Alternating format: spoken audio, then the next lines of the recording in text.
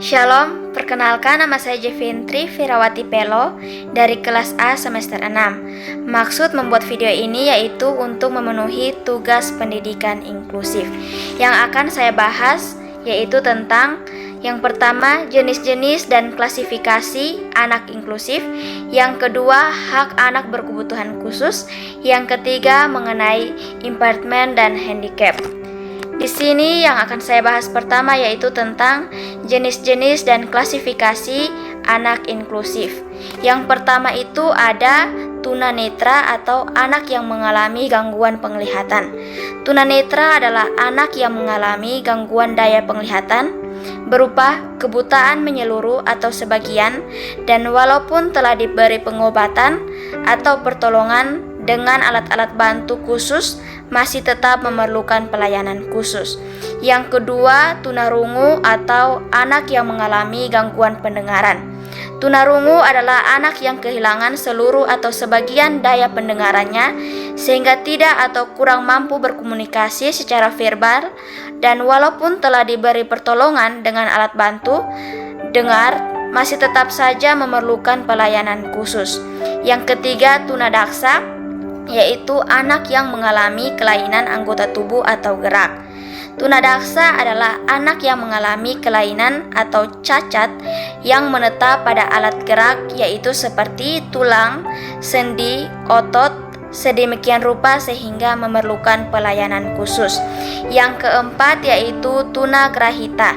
Tunagrahita atau retardasi mental adalah anak yang secara nyata mengalami hambatan dan keterbelakangan perkembangan mental jauh di bawah rata-rata, sedemikian rupa sehingga mengalami kesulitan dalam tugas-tugas akademik, komunikasi maupun sosial.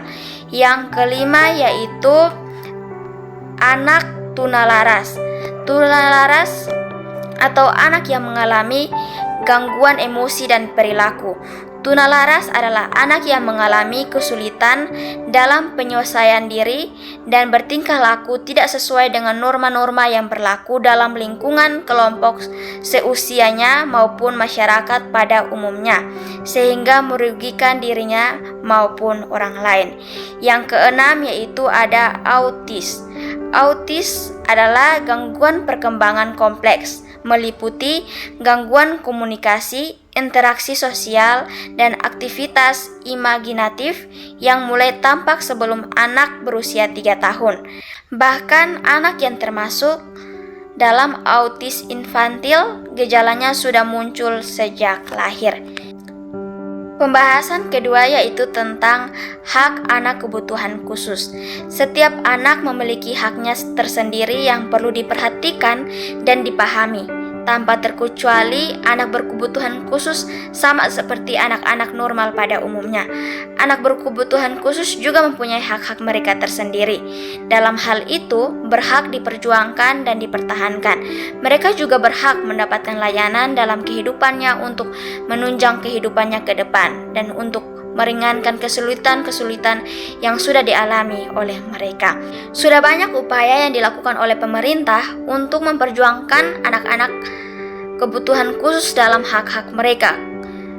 Hal ini dapat dibuktikan dengan dibuatnya undang-undang tentang pelayanan yang dapat membantu anak-anak kebutuhan khusus. Selain itu, mereka perlu mendapatkan perlindungan khususnya dari diskriminasi, penelantaran, pelecehan, eksploitasi, serta kekerasan dan kejahatan seksual, mendapatkan perawatan dan pengasuhan keluarga atau keluarga pengganti untuk tumbuh kembang secara optimal, dilindungi kepentingannya dalam pengambilan keputusan, perlakuan anak secara manusiawi sesuai dengan martabat dan hak anak dalam pemenuhan kebutuhan khusus, perlakuan yang sama dengan anak lain untuk mencapai yang pertama integrasi sosial, yang kedua pengembangan individu, yang ketiga mendapatkan pendampingan. Pembahasan selanjutnya yaitu tentang impairment dan handicap. Impairment merupakan suatu keadaan atau kondisi di mana individu mengalami kehilangan atau abnormalitas psikologis, fisiologis, atau fungsi struktur anatomis secara umum pada tingkat organ tubuh. Contohnya seperti seseorang yang mengalami amputasi satu kakinya, maka dia akan mengalami kecacatan pada kakinya. Maka dia akan merasa berkurangnya fungsi kaki untuk melakukan mobilitas.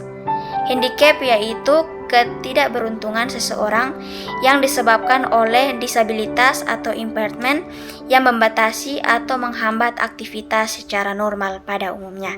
Sekian pembahasan saya mengenai jenis-jenis dan klasifikasi anak inklusif, hak anak berkebutuhan khusus, dan impairment dan handicap. Sekian dan terima kasih. Tuhan Yesus memberkati. Shalom.